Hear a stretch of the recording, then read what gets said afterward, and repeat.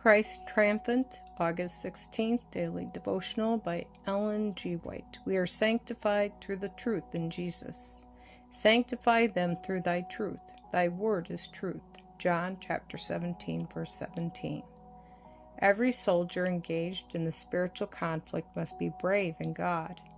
Those who are fighting the battles for the Prince of Life must point their weapons of warfare outward and not form a hollow square and aim their missiles of destruction at those who are serving under the banner of the Prince Emmanuel.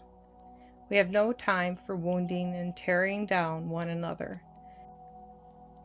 How many there are who need to heed the words that Christ spoke to Nicodemus.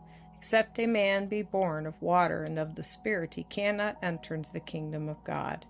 John chapter 3, verse 5. There are many who claim to be followers of Christ, whose names are enrolled in the church books, who have not been a strength to the church.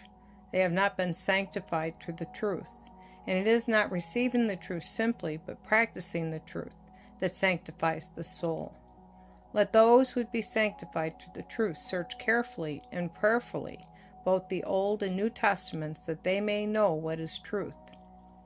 Those who are truly converted to Christ must keep on constant guard, lest they shall accept error in place of truth.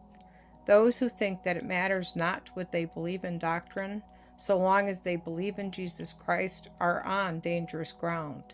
There are some who think that they will be just as acceptable to God by obeying some other law than the law of God, by meeting some other conditions than those he has specified in the gospel, as if they obeyed his commandments and complied with his requirements. But they are under a fatal delusion, and unless they renounce this heresy and come into harmony with his requirements, they cannot become members of the royal family. Those who claim to be sanctified, and who give no heed to the words of divine authority spoken from Mount Sinai, make it manifest that they will not render to God the obedience that the lawgiver requires. Without me, Christ says, ye can do nothing. Provision for our perfection is found in union with Christ, I in them and thou in me, that they may be made perfect in one.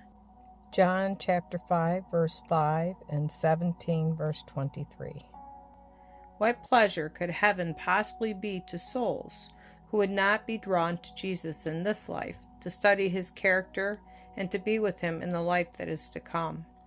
They would prefer to be anywhere else than in the presence and companionship of him in whom they have no delight. They did not know him while in the world, and could not learn to know him in heaven.